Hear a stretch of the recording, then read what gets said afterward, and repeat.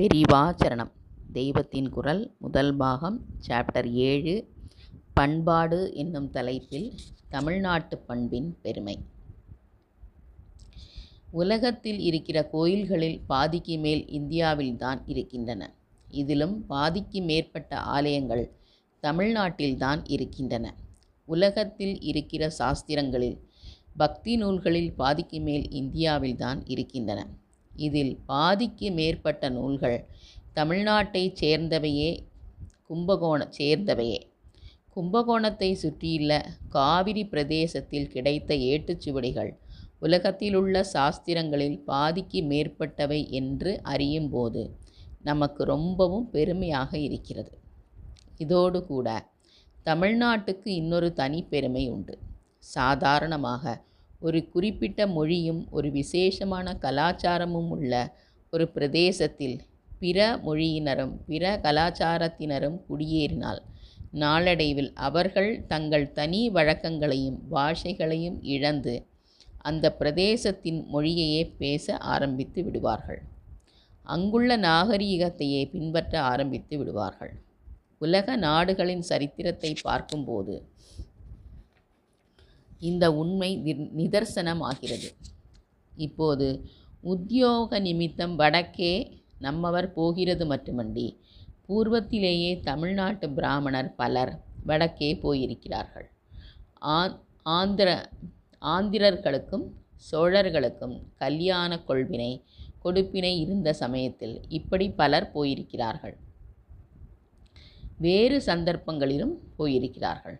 இப்போது வடநாட்டுக்காரர்கள் பலர் திராவிட் என்று குலப்பெயர் போட்டுக்கொள்வதை பார்த்திருப்பீர்களே. அவர்களில் பலர் இம்மாதிரி குடியேறியவர்களின் வம்சத்தில் வந்தவர்கள்தான். ஆனால் வெளி மாகாணங்களில் உள்ள இந்த திராவிடர்களுக்கு தமிழ் மொழியே அடியோடு தெரியவில்லை. நீண்ட காலமாக ஒரு பகுதியில் வசிக்கும் பிற சீமையை சேர்ந்த மைனாரிட்டிக்காரர்கள்தான் தங்கள் மூல பாஷையை கூட மறந்து விடுகிறார்கள் என்பதற்கு இது ஓர் உதாரணம். இப்படி நான் சொன்னதால் ஆரியர்கள் வடக்கே திராவிடர்கள் தெற்கே என்று பாகம் பிரிப்பதாக அர்த்தமில்லை. நம் பழைய சாஸ்திரங்களை பார்த்தால் இப்போது வெள்ளைக்காரர்கள் ஆரியர் திராவிடர் என்று இரண்டு வேறு இனமாக சேதப்படுத்தி சொல்லியிருப்பதற்கே ஆதாரம் இல்லை. தேசம் பூராவிலும் இருந்தவர்களை ஒரே இனத்தவர்களைத்தான் பஞ்சகவுடர்கள் பஞ்ச திராவிடர்கள் என்பதாக பாரத தேசத்தில் இருக்கிற 10 பிராந்தியங்களில் இப்படி 5 அப்படி 5 என்று பிரிந்திருந்ததாகவே நம் சாஸ்திரங்களிலிருந்து தெரிகிறது. இது பிரதேச ரீதியில் செய்த பிரிவே தவிர இன ரீதியில் செய்தது அல்ல.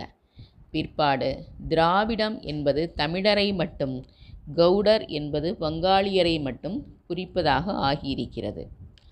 ஆதியில் எல்லாம் ஒரே இனம் ஒரே மதம் என்றுதான் இருந்திருக்கிறது. பிற்காலத்தில் தமிழ்நாடே திராவிடம் ஆன பிறகும் இங்கிருந்து சில கூட்டமாக வடக்கே போய் குடியேறிய பிராமணர்களை பற்றித்தான் நான் மேலே சொன்னேன். அவர்களுக்கெல்லாம் இப்போது பேரில் திராவிட என்பது ஒட்டி கொண்டிருந்தும் கூட தமிழ் பாஷை அடியோடு தெரியாமல் அந்தந்த பிராந்திய பாஷை பழக்கம் இவற்றிலேயே பூரணமாக கரைந்து விட்டிருக்கிறார்கள். இதுதான் லோகம் முழுக்கவே பொது வழக்கு. ஒரு பிரதேசத்துக்கு இன்னொரு பிரதேசத்தவர்கள் வந்து குடியேறினார்கள் என்றால் இப்படி குடியேறியவர்கள் தங்கள் கலாச்சாரத்தை நாளாவட்டத்தில் இழந்து அந்த பிரதேச கலாச்சாரத்தையே தழுவி விடுவார்கள். பிறருடைய பாஷையை பழக்கங்களை வெகு சுலபமாக எடுத்துக்கொள்வதில் தமிழ் ஜனங்களுக்கே ரொம்பவும் திறமை இருக்கிறது. தமிழன் என்றால் இங்கிலீஷ்காரனை விட நன்றாக இங்கிலீஷ் பேசுகிறான். ஹிந்திக்காரனை விட நன்றாக ஹிந்தியில் பேசுகிறான். பால்ரூம் டான்ஸிலிருந்து இந்துஸ்தானி சங்கீதம் வரை எல்லாம் இவனுக்கு அனாயாசமாக வந்துவிடுகிறது. இதிலே பாராட்டுவதற்கும் விஷயம் இருக்கிறது, கண்டிப்பதற்கும் விஷயம் இருக்கிறது. இது அந்நியம் பிரத்தியாருடையது என்று இல்லாமல் எதையும் இவனால் எடுத்துக்கொள்ள முடிகிறதே என்று பாராட்டலாம். ஆத்ம ஸ்ரேயஸ்காக இல்லாமல் வெறும் இந்திரிய சுகத்துக்காகவோ புத்தி பெருமைக்காகவோ மட்டும் இவன் மற்றவர்களின் தப்பான சமாச்சாரங்களில் மோகித்து விழுந்து அவற்றையும் தனதாக சுவீகரித்து விடுகிறானே என்கிற போது கண்டிக்க வேண்டியதாகிறது. தமிழ் மொழியும் இந்த பிரதேசத்துக்கென்றே விசேஷமாக உள்ள சில பண்பாடுகளும் ரொம்பவும் புராதனமானவை, ஜீவசக்தி வாய்ந்தவை. அப்படியானால் இத்தனை தொன்மையும் சக்தியும் இல்லாத கலாச்சாரங்களே புதிதாக வந்தவர்களை தங்களில் கரைத்து கொள்கின்றன என்றால் அவற்றை விட வலுவாக தமிழ்நாடானது இங்கே வந்து குடியேறியவர்களின் விஷயத்தில் இதை செய்திருக்கத்தானே வேண்டும். இப்படி நினைக்க தோன்றுகிறது. ஆனால் நடைமுறையில் பார்த்தால் நேர்மாறாக இருக்கிறது. மற்ற பிரதேசங்கள் தங்கள் பாஷை பழக்கங்கள் இவற்றிலேயே புதிதாக வந்தவர்களை கரைத்து விடுகின்றன. ஆனால் தமிழ்நாடு ஒன்று மட்டும் இதற்கு விலக்காக இருக்கிறது. தமிழ்நாட்டில் மகாராஷ்டிரியர்கள், ஆந்திரர்கள், கன்னடியர்கள், குஜராத்திகள், சௌராஷ்டிரர்கள் முதலிய பல சமுதாயத்தினர் எத்தனையோ பரம்பரைகளாக வாழ்ந்து வருகிறார்கள். ஆனால் அவர்கள் தங்கள் பாஷைகளையே பேசி வருகிறார்கள். தங்களது பழக்க வழக்கங்களையே பின்பற்றி வருகிறார்கள்.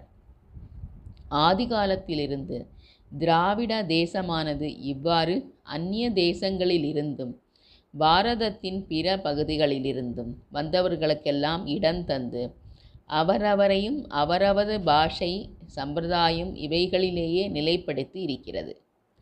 தமிழ்நாடு ஒரு லைப்ரரி ரெஃப்ரிஜிரேட்டர் போல் எல்லா பாஷைகளையும் எல்லா நாகரிகங்களையும் கெடாமல் குளிர்ச்சியுடன் காத்து தந்து வந்திருக்கிறது. குளிர்சாதன பெட்டியில் வைத்த பழம் போல் மற்ற பிரதேச பாஷைக்காரர்களான மகான்களின் இலக்கிய சிருஷ்டிகளும் இங்கே உண்டாகி கெடாமல் ரட்சிக்கப்பட்டு வந்திருக்கின்றன. உதாரணமாக தியாகராஜரின் தெலுங்கு கிருதிகள் இந்த மண்ணில் பிறந்தவையே. தெலுங்கு தேசத்திலேயே இப்படிப்பட்ட சிருஷ்டி உண்டாகவில்லை. இப்படியே பல பாஷை கிரந்தங்கள் பல சித்தாந்தங்கள் இங்கு உருவாயின.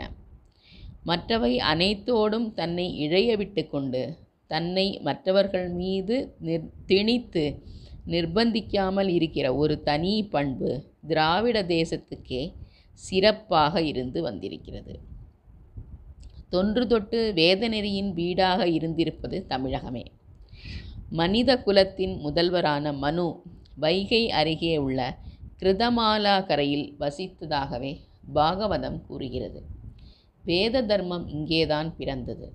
உலகத்திலேயே ஈடு இணையில்லாத பக்தி செல்வத்தையும் நீதி நூல்களையும் தந்த ஆழ்வார்களும் நாயன்மார்களும் பட்டினத்தார், தாயுமானவர், திருவள்ளுவர், சங்கப்புலவர் போன்றவர்களும் எங்கு பார்த்தாலும் திராவிட நாட்டில் வேதத்தின் பெருமையை பற்றி தங்கள் நூல்களில் பேசுகிறார்கள்.